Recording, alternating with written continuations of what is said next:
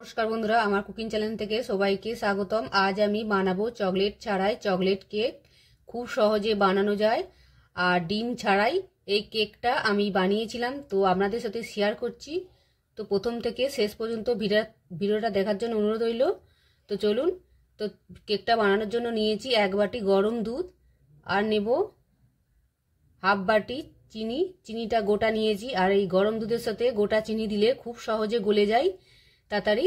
আর চিনিটা আমার এখানে গলে গেছে। এবার দেব 1 বাটি সুজি। যেই বাটি মেপে নিয়েছিলাম দুধ, সেই বাটি মেপে আমি সুজিটা নিয়েছি 1 বাটি। তো সুজিটা দুধের সাথে একটু মেখে নেব এইভাবে চামচ দিয়ে।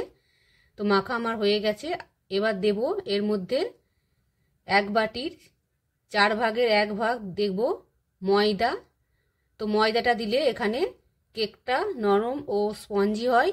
আর এখানে ময়দা আপনারা না ব্যবহার করলে এখানে আরও একটু সুজি দিয়ে দেবেন। তো সুজি আর ময়দাটাকে এইভাবে আমি মেখে নিয়েছি। তো মেখে আমি এটাকে 10 মিনিটের জন্য রেস্টে রেখে দেবো। তো তার জন্য আমি একটা প্লেট নিয়েছি, প্লেটটাকে ঢেকে রেখে দিয়েছি। তো 10 মিনিট পর আপনাদের দেখাচ্ছি। তো 10 মিনিট পর আমি ফিরে এসেছি। তো 10 মিনিট পরে দেখতেই পাচ্ছেন সুজিটা কতটা ফুলে গেছে আর এখানে নরমও হয়ে গেছে।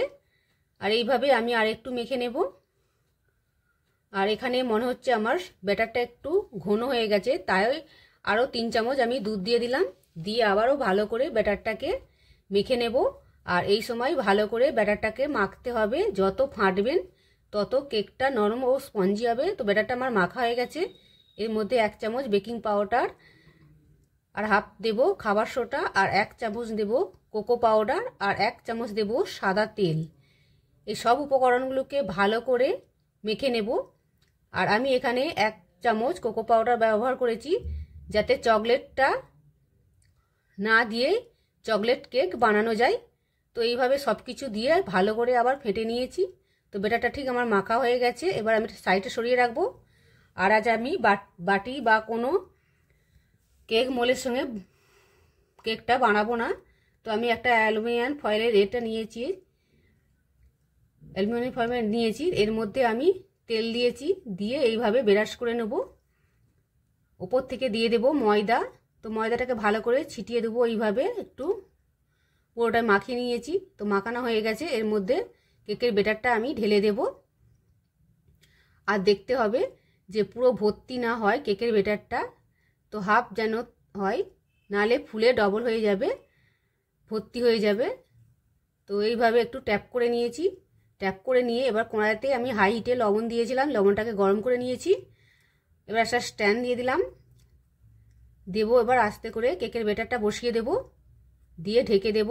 এটাকে আমি 10 মিনিট বেক করার পর আপনাদের দেখাচ্ছি। তো 10 মিনিট পর ফিরে এসেছি। এবার আমি দেখতেই পাচ্ছেন 10 মিনিট পরে কতটা কেকটা ফুলে গেছে। এবার উপর থেকে আমি কাজু, কিশমিশ আর চেরি দিয়ে দেব। তো এখানে আপনাদের পছন্দ মতো ড্রাই ফ্রুট দিয়ে দিতে পারেন। তো এবার থেকে উপর থেকে আমি কিশমিশ, কাজু আর চেরি দিয়ে দিলাম। দিয়ে আবারও ঢেকে রেখে দেবো 10 থেকে 15 মিনিট বেক করে নেব। তো 10 থেকে 15 মিনিট পর আপনাদের দেখাচ্ছি। তো দেখুন 10 থেকে 15 মিনিট পর ফিরে এসেছি। আর দেখতেই পাচ্ছেন কেকটা কতটা সুন্দর হয়ে গেছে। এবার আমি নামিয়ে নেব।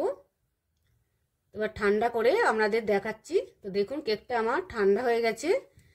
আর এইভাবে সাইড দিয়ে এইভাবে করলে খুব সহজে কেকটা বেরিয়ে আসবে। এখানে ছুরি বা কাঁচি কোনো কিছু প্রয়োজন হবে না। তো এইভাবে করে হাত দিয়ে তুলে নেব কেকটাকে।